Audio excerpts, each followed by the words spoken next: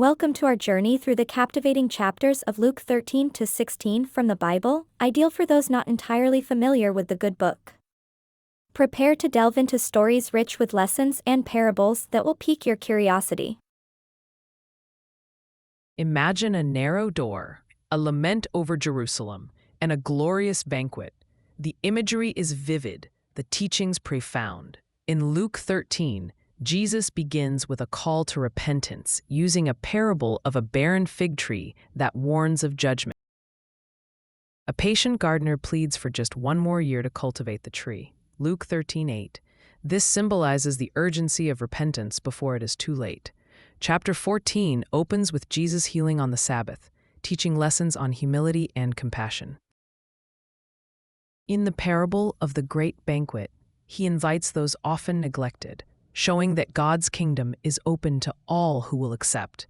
In verse 11 of this chapter, Jesus states, "For everyone who exalts himself will be humbled, and he who humbles himself will be exalted," emphasizing humility as a cherished virtue.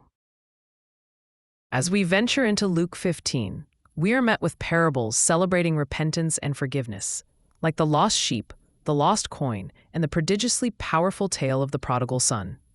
Here, Jesus speaks of angels rejoicing over one sinner who repents, a testament to the importance of finding one's path back home.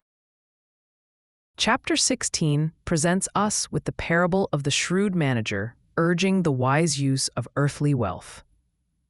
In verse 13, the powerful declaration that you cannot serve both God and money stresses a choice we must face.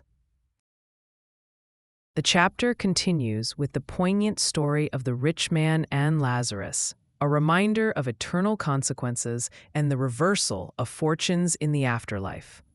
As we conclude this summary, we're left with timeless messages of repentance, humility, embracing God's invitation, and the wise stewardship of earthly wealth.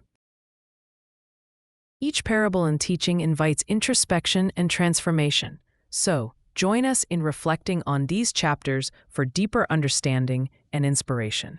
Spread the word and let these stories from Luke guide you.